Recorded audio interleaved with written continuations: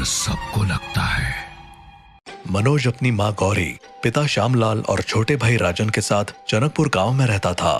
पर आज वो लोग शहर जा रहे थे क्योंकि सरकार द्वारा शहर में सामूहिक विवाह का आयोजन किया गया था और मनोज सरिता से शादी कर रहा था। हम लोग यहाँ पहुँच तो गए हैं, लेकिन बैठना कहाँ है? अरे पगली, तुम्हें नहीं बैठना है, बैठना तुम्हारे बेटे और बहू को है। हम लोग तो कहीं भी साइड में खड़े हो जाएंगे। अरे आप तो मुझे पागल ही समझते हो, मैं उन्हीं के बैठने का पूछ रही थी। सामूहिक विवाह शहर के रामलीला मैदान में हो रहा था और वहाँ 100 जोड़े मौजूद थे। मनोज और सरिता भी उन्हीं जोड़ों के बीच में बैठ गए। तभी सरिता की नजर सामने एक खंडहर पर पड़ी। जी वो देखो, कैसे डरावना सा खंडहर है। शहर में भी ऐसी जगह होती है क्या? अरे तुम उसे मत देखो, अपनी शादी पर ध्यान दो। जरा ही देर बाद उन सबका विवाह संपन्न हो गया, लेकिन तभी वहाँ एक दुल्हन उठकर चिल्लाने लगी और पूरी तरह से भागने लगी, जैसे कोई उसका पीछा कर रहा हो। उसे देखकर बाकी दुल्हनें भी उठकर भागने लगी और इस तरह वहाँ भगदड़ मच गई। अरे मनोज, बहू कहाँ है? उसका हाथ पकड़े रहना। हाँ हाँ पिताजी, मैं पकड़े हूँ। आप माँ का हाथ पकड़े रहो और फटाफट यहाँ से बाहर निकलो। वो लोग जैसे तैसे उस भगदड़ से बाहर निकले और अपने गांव पहुंचे। लेकिन जब घर पहुंचकर मनोज ने सरिता का घूंघट उठाया तो वो सरिता नहीं, कोई और थी। वो लड़की भी घबराई हुई थी। अरे ये कौन है? हमारी सरिता कहाँ है? ए लड़की, तू कौन है? यहाँ कैसे आई?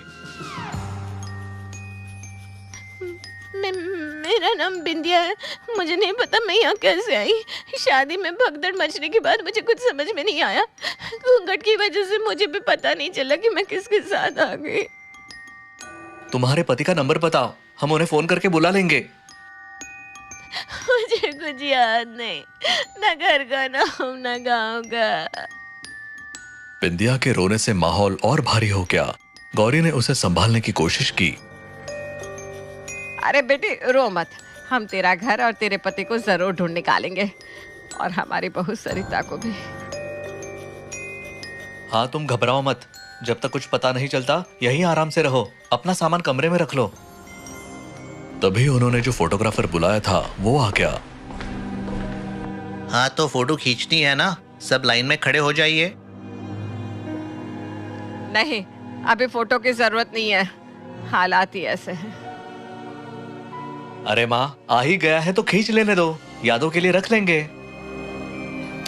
फोटोग्राफर ने सभी तस्वीरें खींची और कहा कि वो कुछ दिनों में तस्वीरें दे देगा। इसके बाद वो चला गया। रात हुई तो बिंदिया कमरे में सोने चली गई और मनोज बरामदे के सोफे पर सो गया। रात का सन्नाटा था, चारों तरफ शांति थी और तभी आधी रात के करीब मनोज को कुछ अजीब सा महसूस हुआ। उसे लगा जैसे कोई उसके आसपास घूम रहा हो। उसने धीरे से आंखें खोली। कौन? उसने देखा कि बिंदिया, जो अंदर कमरे में सो रही थी, अब सोफे के चारों ओर बिल्कुल जिंदा लाश की तरह घूम रही थी। उसका चेहरा सफेद पड़ गया था और आंखें बंद थी। मनोज की सांसें रुक गई। बिंदिया, तुम यहाँ क्या कर रही हो? बिंदिया, कुछ तो बोलो। बिंदिया ने कुछ नहीं कहा। वो घूमती रही मानो किसी अदृश्य ताकत के प्रभाव में हो। मनोज ने पूरी हिम्मत जुटाकर उसका हाथ पकड़ा और जोर से हिलाया। अचानक बिंदिया चौंक कर जाग गई। क्या हुआ? तुम सोफे के चारों तरफ क्यों घूम रही थी? क्या हो रहा है? ओह, मैं माफी चाहूंगी, मुझे ना नींद में चलने की बीमारी है। ओह, तो ये बात है। ठीक है, अब सो जाओ। मैं दरवाजा बाहर से बंद कर दूंगा ताकि फिर से ऐसा ना हो। मनोज ने बिंदिया को कमरे में वापस भेजा और दरवाजा बाहर से बंद कर दिया। सुबह मनोज की आंख खुली तो उसने देखा कि बिंदिया रसोई में नाश्ता बना रही है। अरे वाह, तुम नाश्ता बना रही हो? हाँ, सोचा कि कुछ मदद कर दूं। वाह, ये लड़की तो बहुत सुघड़ निकली। देखो, बिना कहे ही काम संभाल लिया। हाँ, हमारी बहू होती तो भी ऐसा ही करती। मनोज मुस्कुरा रहा था, लेकिन अचानक उसे याद आया कि उसने रात में कमरे का दरवाजा बाहर से बंद कर दिया था। उसने फौरन अपनी माँ से पूछा। माँ, आपने बिंदिया के कमरे का दरवाजा खोला क्या? नहीं, हम तो अभी अभी उठ कर आए हैं। तो फिर ये बाहर कैसे आई? मनोज रसोई में गया और बिंदिया से सीधे पूछा, तुम बाहर कैसे आई? रात में मैंने दरवाजा बाहर से बंद किया था ना? अभी कुछ देर पहले ही तो आपने आकर दरवाजा खोला था ना। पर मैं तो सो रहा था, अभी अभी उठा हूं। नींद में थे आप, भूल गए होंगे। ये सुनकर मनोज असमंजस में पड़ गया। नाश्ता करने के बाद मनोज पुलिस स्टेशन जाने की तैयारी करने लगा। बिंदिया, तुम भी साथ चलो। ठीक है, मैं तैयार हूँ। जैसे ही वे दोनों घर से बाहर निकले, सामने एक कुत्ता खड़ा था। बिंदिया को देखते ही वो जोर जोर से भौंकने लगा। अरे ये क्यों भौंक रहा है? चल भाग यहाँ से। लेकिन कुत्ता भागा नहीं, उल्टा वो जोर जोर से रोने लगा। ये देखकर मनोज को और भी अजीब लगा। ये क्या हो रहा है? पहले ये भौंका और अब रोने लगा। अजीब बात है। मनोज और बिंदिया किसी तरह पुलिस स्टेशन पहुंचे और एफआईआर दर्ज कराई। घर लौटने के बाद गौरी बिंदिया से बोली, बेटा, अब सब कुछ भगवान पर छोड़ दो। पूजा कर लो, मन शांत हो जाएगा। मैं पूजा नहीं करती, इसकी जरूरत नहीं है। गौरी को बिंदिया का ये जवाब अजीब लगा। ये लड़की इतनी बेफिक्र क्यों है? जैसे इसे अपने घर जाने की कोई चिंता ही नहीं है। और सच कहूं ना, मुझे सरिता की बहुत फिक्र हो रही है। पता नहीं माँ, फिलहाल तो हमने एफआईआर दर्ज कराई है। उम्मीद है सरिता जल्द ही मिल जाएगी। थोड़ी देर बाद पूरे घर में अचानक बदबू फैलने लगी। मनोज, ये कैसी बदबू है? जरा जाकर देखो। हाँ, कुछ तो गड़बड़ है। मुझे तो कोई बदबू नहीं आ रही। ये सुनकर सब हैरान हो गए। मनोज ने बदबू का स्रोत ढूंढने की कोशिश की, लेकिन कुछ नहीं मिला। उस रात कुछ और भी अजीब हुआ। बिंदिया अचानक गायब हो गई। मनोज, मनोज, बिंदिया कहीं नहीं है। उठो, ढूंढो उसे। क्या वो कमरे में नहीं है? मैं उससे कुछ पूछने आई थी, पर वो गायब है। सब उसे ढूंढने लगे और जरा देर बाद अचानक रोने की आवाज सुनाई दी। ये आवाज कहाँ से आ रही है? शायद बाथरूम से। चलो जल्दी देखो। वे बाथरूम पहुंचे, लेकिन वहां कोई नहीं था। मनोज ने बाकी जगह भी देखा और तभी सबने देखा कि बिंदिया अपने बिस्तर पर सो रही थी, जैसे कुछ हुआ ही ना हो। ये यहाँ कब आई? हम इसे ढूंढ रहे थे और ये आराम से यही सो रही है। मुझे कुछ समझ में नहीं आ रहा, ये सब क्या हो रहा है? एक तो ये बदबू दिमाग खराब कर रही है। चलो चलकर सोते हैं। अगले दिन पुलिस ने मनोज को पुलिस स्टेशन बुलाया। वहां इंस्पेक्टर ने उसे सीसीटीवी फुटेज दिखाया। मनोज ने ध्यान से फुटेज देखा। उसमें दिख रहा था कि मनोज और सरिता भीड़ से बचते हुए भाग रहे थे। अचानक सरिता का हाथ मनोज के हाथ से छूट गया और वो भीड़ में खो गई। लेकिन जो सबसे डरावनी बात थी वो ये कि सरिता का बैग अपने आप चलते हुए दिख रहा था।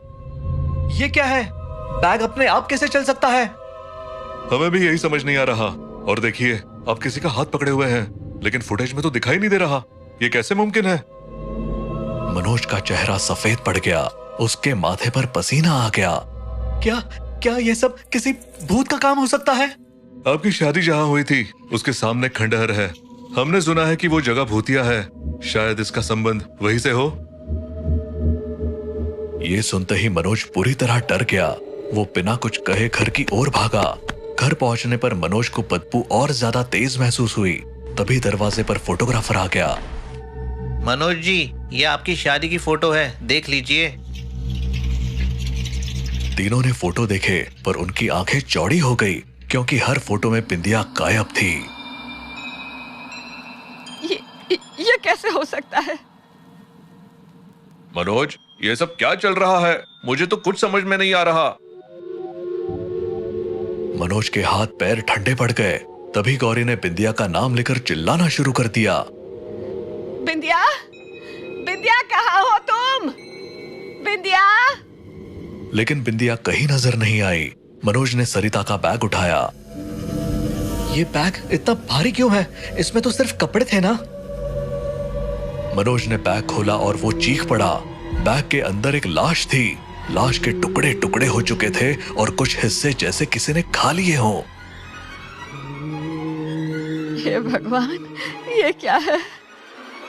ये किसकी लाश है? ये तो सरिता है। उसके कपड़े और देखो, कलाई पर मेरा नाम लिखा है। सभी डर के मारे कांपने लगे। तभी पीछे से बिंदिया की आवाज आई। सबने पीछे मुड़कर देखा। बिंदिया वहां खड़ी थी, लेकिन अब वो एक भूतिया दुल्हन के रूप में थी। उसकी आंखें खून की तरह लाल थी और होठों पर डरावनी मुस्कान थी। तुम सब मेरे शिकार हो। मुझे बहुत भूख लगी है। मैंने सोचा था पहले सरिता को खत्म करूं, फिर तुम सबका नंबर आएगा, लेकिन अब इंतजार नहीं हो रहा। भगवान के लिए हमें छोड़ दो।